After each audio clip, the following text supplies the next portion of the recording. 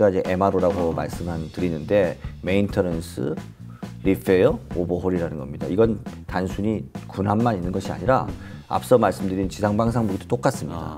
우리가 그냥 프린터를 팔고 계속해서 토너를 파는 것처럼 저 역시도 이렇게까지 가파르게 상승하리라고 예상하지는 않았습니다. 그럼에도 불구하고 그러면 이 주가의 조정이 상당히 큰 폭으로 이어질 것으로 보느냐? 그렇지 않습니다. 조정을 할 때마다 대기 매수세가 유입되면서 점진적으로 꾸준히 상당히 오랜 기간 상승할 수밖에 없는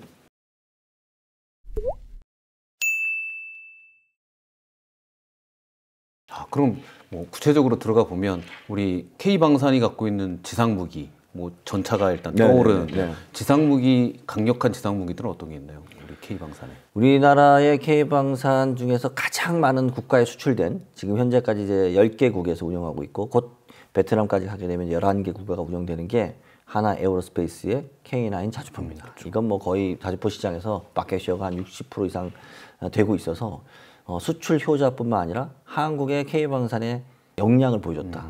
실제로 연평도 해전에서 북한군이 장사정표로 연평도 공격했다가 그 세대로 그냥 죽사발을 만들어가지고 북한이 다시 재공격하지 못했던. 그래서 K9 자주포가 역설적으로 연평해전을 통해서 실전에서의 검증된 레퍼런스를 가지고 지금 10개 국가에 수출이 되어 있고요. 뭐 폴란드는 당연한 거고요. 그 다음에 심지어 인도도 도입을 했을 정도로 전 세계적으로 비상방산 무기의 핵심이고 수출 효자이기도 하고 우리 로템의 K2 전차 그리고 뭐 레드백 우리 에어로스페이스의 장갑차 그리고 아까 말씀드린 지대공 방어 시스템 총공2 그리고 그 외에도 뭐 천무라든가 그리고 뭐 LSM이라든가 다양한 지금 지상방산 무기들이 강호를 보이고 있습니다.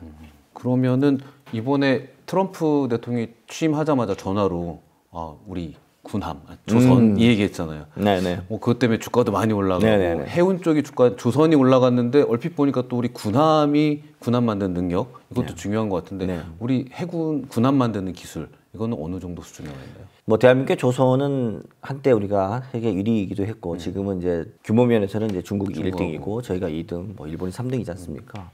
미중 패권 경쟁이 우리에게 만들어주는 여러 가지 기회 중에 하나가 전 조선업에 있다고 보는데요. 특히 이제 군함 건축 관련해서는 지금 미국에서도 우리에게 트럼프 대통령이 가장 먼저 요구하고 있고 앞으로 우리가 미국과의 협상에서 가장 중요한 카드 젤렌스키 대통령은 카드가 없지만 대한민국은 카드가 있습니다. 네. 그중에 가장 중요한 카드가 전 조선이라고 생각하고 있거든요. 이유는 뭐냐면 미국이 일론 머스크를 통해서 정부의 예산을 감축하겠다라고 선언을 했고 군사비 관련해서 국방비 예산 관련해서도 축소를 하고 있습니다. 네.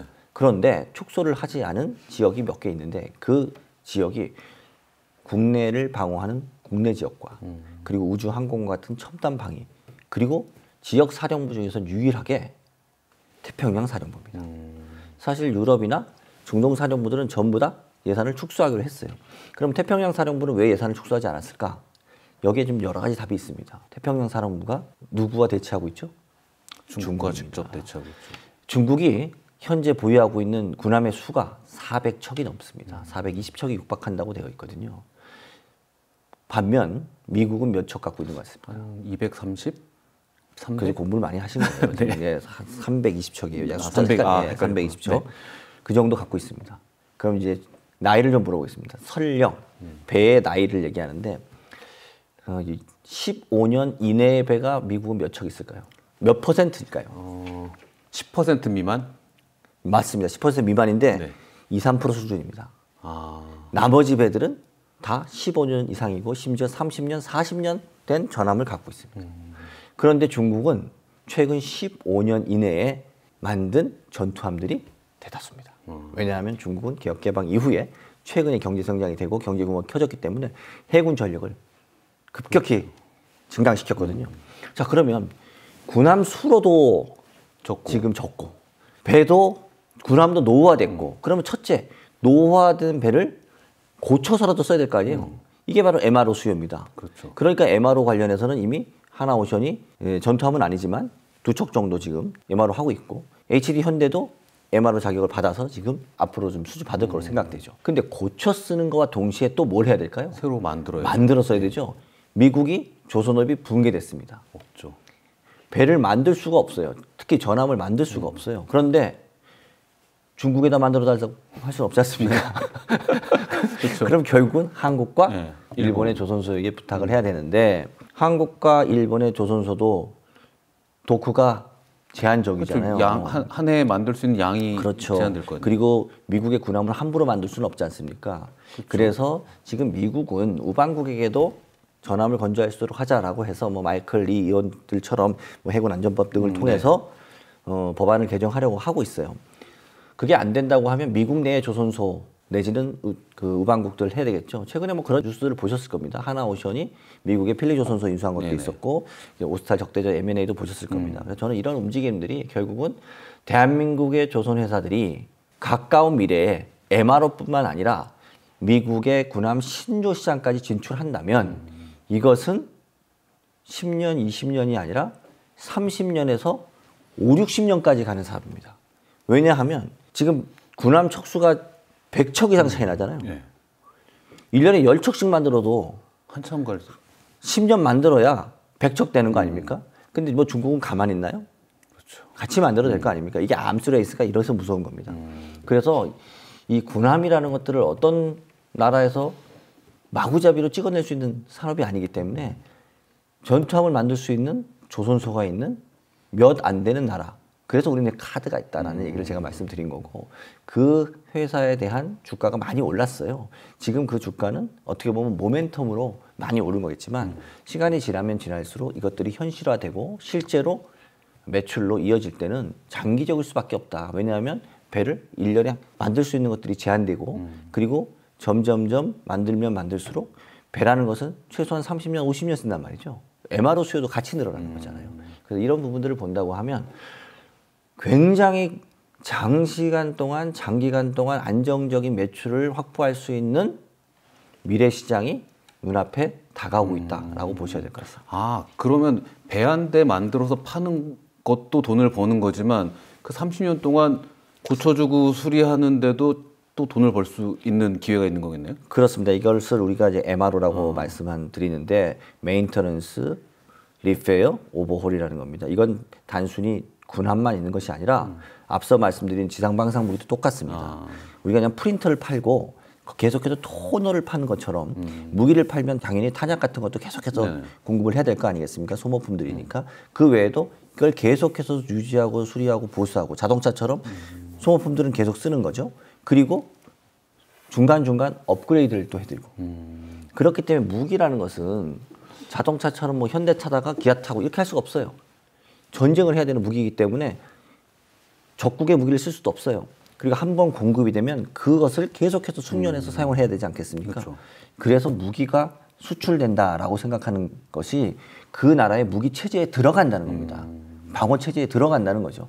쉽게 바꿀 수 없기 때문에 들어가는 것 자체가 의미 있고 들어간 이후에는 MRO에 의해서 최소한 20년에서 30년 해상 무기 같은 경우는 30년에서 50년까지도 MRO라고 하는 부가 매출이 이어지기 때문에 저는 방산 기업들이 현재는 퀀텀 점프를 했는데 주가적으로 이제는 퀀텀 점프가 앞으로 2번, 3번 더 남았다고 생각해요. 그럼 좋겠는데 이번에 유럽 말고도 우리가 좀 주목해 볼 만한 수출 대상국이라고 해야 될까요? 그렇죠. 어떤 지역들이 우리가 한번 추출해 볼 만한 나라들인가요?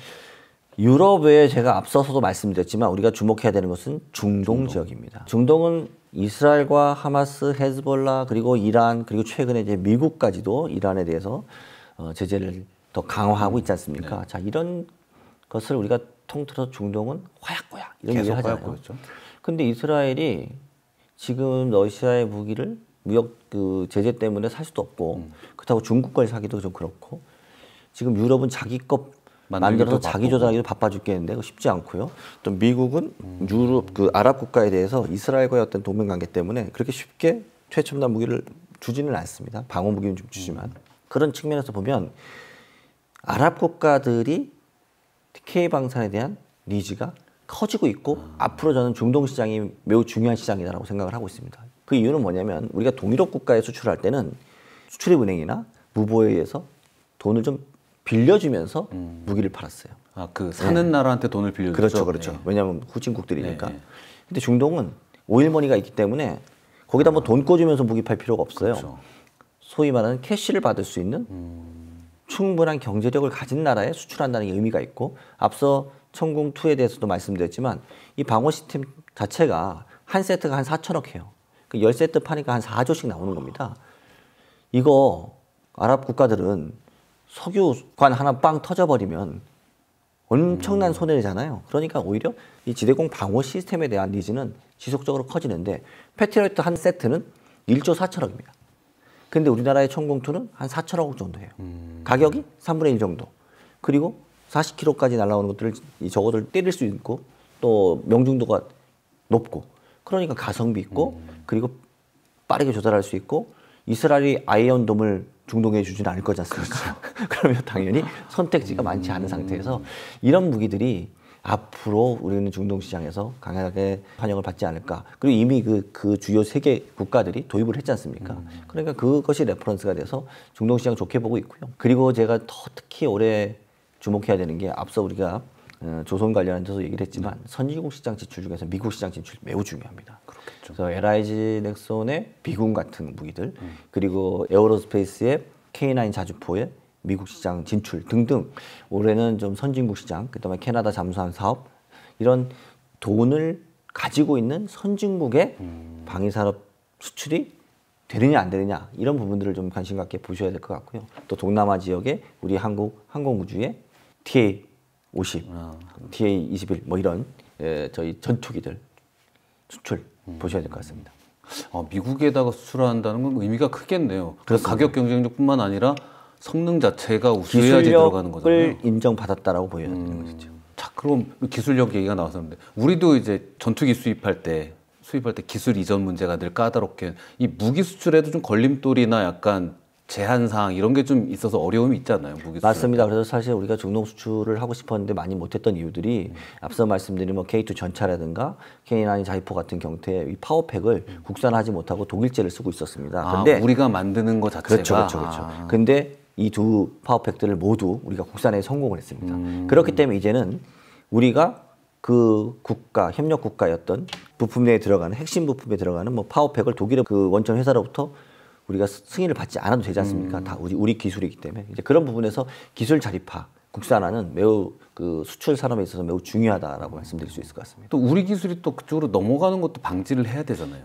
그런 부분들에 대해서 지금 우려하는 분들이 있습니다. 그게 무슨 말씀인지 제가 알겠는데, 폴란드나 루마니아 같은 경우에 지금 우리나라가 K2 전차라든가 K9 자주포 등의 공장을 건립하지 않습니까? 그래서 이거 우리나라의 핵심 방산 기술이 그 동유럽 국가로 넘어가는 거 아니야라고 이렇게 걱정하시는데, 앞서 제가 유럽 시장 내에서의 나토 권역에서의 역내 조달 문제를 말씀드렸지 않습니까? 동유럽 국가, 특히 우리가 진출한 폴란드나 루마니아 같은 곳에 우리가 조인트 벤처로 공장을 만든다거나 투자를 하게 되면 이건 역내 생산입니다. 그리고 다 나토 국가입니다. 그 나토 국가 내에서 나토에서 생산하는 것을 조달하자라는 게 50%, 60% 넘어간다고 말씀드렸잖아요. 그래서 우리는 진출해야 되는 겁니다. 그래서 그 유럽의 방위산업 시장에서 메이드 인 코리아가 아니라 메이드 인 폴란드, 메이드 인 루마니아가 되더라도 결국은 그 큰 유럽 방산 시장에서의 우리의 마켓 쉐어를 확대해 갈 수 있다는 것들이 경제적인 측면에 있고요. 안보적인 측면을 또 한번 보셔야 됩니다. 그런 일이 발생하면 안 되겠지만, 유사시 전쟁이 났다고 했을 때 창원이나 거제나 폭격받을 수도 있어요.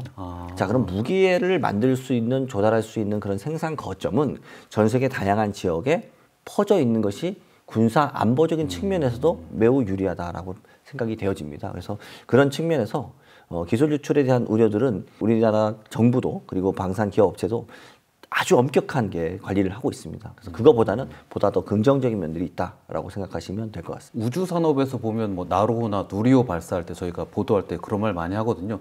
우주 산업 발달하면 우리 국가 산업 경쟁력도 높아진다. 방산도 그런 부분에 경쟁력 도움이 되나요? 정말로 좋은 질문이십니다. 실제로 우리가 실리콘밸리 하고 있지 않습니까? 이 실리콘밸리의 태동이 방위산업과 연결된 거 아세요? 실리콘밸리랑 방위산업이요? 예. 뭐 인터넷이 그 군에서 먼저 시작했다는 거는 알고 있습니다. 예. 실제로 독일의 레이더 기술이 엄청나게 뛰어나서 미군이나 영국의 전투기들이 독일의 레이더에게 계속 잡혀가지고 거의 격추를 많이 당했었거든요. 그래서 하버드 라디오 랩스라고 해서 미국이 야, 지금 독일의 레이더 기술을 이겨보겠다라고 해서 비밀 연구 조직을 만들어서 계속 연구를 했단 말이죠.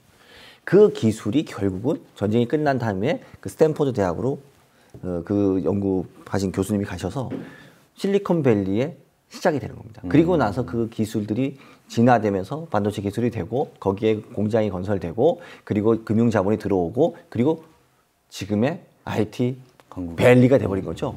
저는 방위 산업은 이렇게 보셔야 된다고 생각해요. 그 나라의 과학기술, 첨단 과학기술과 제조 역량의 집합체다.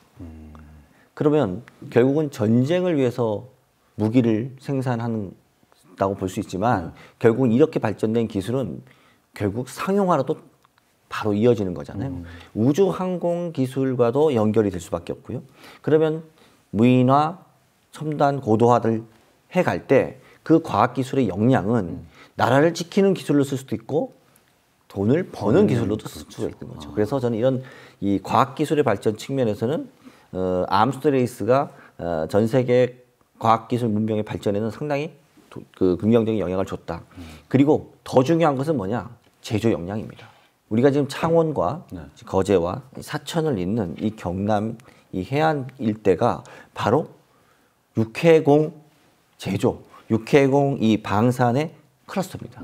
저는 사실 이 지역을 엮어서 대한민국이 국토의 균형 발전 차원에서 수도권에 집중된 경제를 결국은 이쪽 남쪽으로도 확대시켜 나간다고 하면 방산밸리일 수도 있고 어떻게 보면 첨단 제조밸리일 수도 있잖아요. 그래서 지역도 균형적으로 발전시키고 그 안에 소재와 부품과 장비 업체들까지도 더 육성하면 자본이 들어가서 한국판 실리콘밸리의 모델이 되지 않겠느냐. 이것이 결국은 대한민국의 균형 발전과 수도권 집중화도 받고 지방경제 활성화도 시키고 일자리도 창출시키고 이런 것들이 대한민국의 미래 성장에 큰 도움이 될 것이다. 이렇게 생각하고 있습니다. 아, 좋은 그림이네요. 근데 최근에 고려아연 주가가 막 팍 뛰었다가 가라앉고 했는데 물론 내부 분쟁이나 이런 것도 있지만 기사에 보니까 안티모니라는 희귀금속이 굉장히 중요해서 고려아연이 이런 방위 산업에서는 이런 희귀금속도 되게 중요한 가치가 있는 것 같아요. 정말로 중요한 말씀이신데요. 실제로 방위 산업 관련해서 제가 다음 넥스트로 보고 있는 것들이 뭐 철강이나 이 화학뿐만 아니라 이러한 특수 금속들입니다. 왜냐하면 이제는 무기가 다 전자장비라고 보셔야 됩니다. 이 모든 것 안에다 반도체 칩도 있고 레이더 있고 그리고 이것이 다 무인화되고 위성과 연결되고 자 이런 것들은 결국은 그러한 특수 금속들, 특수 재료들 우리가 뭐 히토리 포함해서 이런 광물들이 엄청나게 소요가 되는 겁니다. 그래서 이런 부분에서 보면 전략 물자에 대한 우리가 확보 이런 것도 방위산업뿐만 아니라 또 동시에 생각해야 되는 부분이 있죠. 이번에 러시아가 제재를 많이 당했지 않습니까? 근데 러시아가 제재를 당했음에도 불구하고 강건한 이유, 버티는 이유는 뭐냐면 세 가지가 자립이 되기 때문입니다. 자, 무력은 당연하겠죠. 두 번째가 식량, 세 번째가 에너지. 그리고 이런 전략 광물들이 러시아에서는 자족이 됩니다. 자급자족이 됩니다. 이런 나라는 혼자서 살 수 있어요.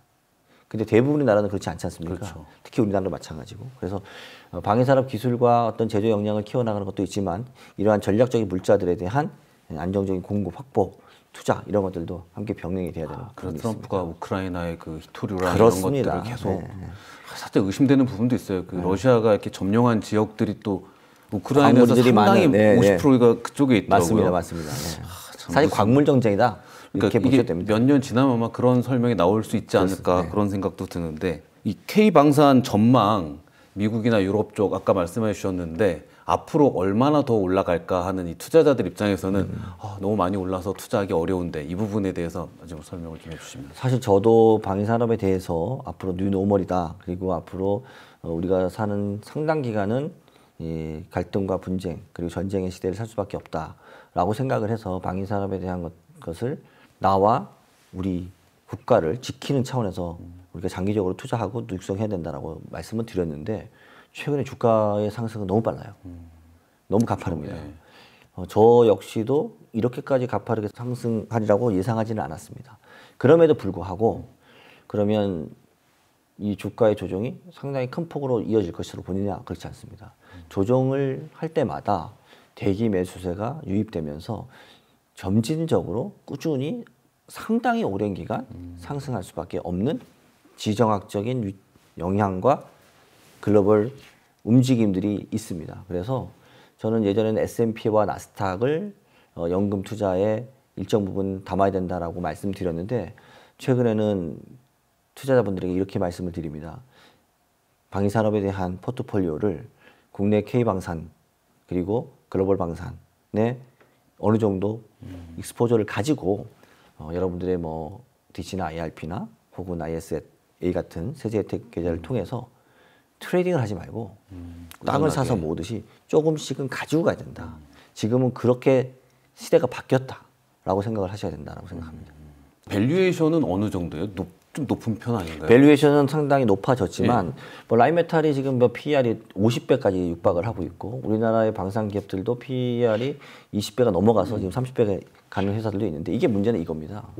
유럽의 방산은 밸류에이션이 높은 이유가 뭐냐면 아직 실적을 내지 못하고 있기 때문에 밸류에이션이 그렇게 높은데 아까도 얘기했지만 미래 성장성이 높지 않습니까? 앞으로는 방위비 계속 늘릴 거야. 그리고 앞으로는 유럽에서 우리 나토 지역의 역내 조달을 늘릴 거야. 라고 하니까 10년 뒤, 20년 뒤에 훨씬 더 좋아질 것이라는 게 보이잖아요. 그러니까 주가가 선행하는 겁니다. 근데 대한민국의 주가는, 평균 주가는 유럽의 방산에 비해서 30% 이상 낮다. 그런데 과거의 평균치에 비해서는 상당히 높아진 겁니다. 그러니까 사람들이 봤을 때는 이 밸류에이션이 리즈너블한 거야? 라는 퀘스천이 있었어요. 그래서 사실 국내 애널리스트들이 이제는 하선해야 된다는 보고서를 내기도 했고 상당히 고평가되어 있기 때문에 이제는 조금 톤다운 해야 된다라는 얘기들이 있었고 저도 그런 의견에 좀 동조하고 있었는데 최근 JP모건에서 나온 보고서에서 보면 유럽의 방위산업에 비해서는 30% 정도 가격이 훨씬 낮다, 저평가되어 있다 이렇게 얘기를 하는 거죠. 여기에서 우리가 시사점은 뭐냐면 대한민국의 방위산업은 5 내지 6년 정도의 수주 잔고를 가지고 있고 앞으로 5 내지 6년 동안 지속적으로 계속해서 매출이 나올 수 있는 회사라는 것이 증명된 겁니다. 수주는 매출액에 들어가 있지 않아요. 무기를 만들어서 공급했을 때 그게 매출액이라고 찍히는 겁니다. 현재의 밸류에이션은 지금까지의 매출액과 이익을 기반으로 해서 PER이 계산되어지지만 미래는 그 수주들이 실제로 계약과 무기 납품을 통해서 매출로 찍히고 났을 때는 지금의 밸류에이션은 조금씩 점진적으로 올라갈 수밖에 없다라는 거고 아직까지는 우리나라가 수출하는 수출국들이 또 규모가 선진국 중심이 아니라 일부 지역에 집중되어 있지 않습니까? 그런데 지금 중동이라든가 미국이라든가 이런 선진국으로 확대가 되고 무기도 다변화되고 그리고 아까 말씀드린 MRO라는 것들을 통해서 장기적인 매출이 계속적으로 이어진다 그러면 이게 보험상품 판과랑 똑같아요. 매년 꼬박꼬박 들어오는 MRO가 증가되는 겁니다. 그 해에 수출하는 무기뿐만 아니라 우리가 10년, 20년 계속해서 수출을 해놓으면 그 무기들에 대한 MRO는 계속해서 20년, 30년 이어지는 거죠. 독특한 산업이라는 생각이 드는 게 수주를 하고 실적이 날 때까지 기간이 걸리니까 향후에 대한 최저 실적치가 어느 정도 가늠이 되겠네요. 그래서 사실 미국에 상장된 방위산업 관련 주식들이 안정적이고 배당주였어요. 그럴 것 같아요. 근데 지금은 그 성격을 만들어가는 한국의 방위산업이 그런 식으로 앞서 말씀드린 내수 중심의 30억 달러에서 내수 시장의 수배가 넘는 지금 저희가 한 200억 달러 이렇게 한다 그러면 내수 시장에 한 7배 정도 이렇게 되지 않습니까? 근데 이게 7배가 아니라 10배, 20배 그 이상의 배수로 성장할 수 있다는 게 포텐셜이죠. 근데 그게 숫자로 찍혀요. 근데 그게 숫자로 찍히는 게 끝나는 것이 아니라 그게 20년, 30년 동안 MRO로 이어져요.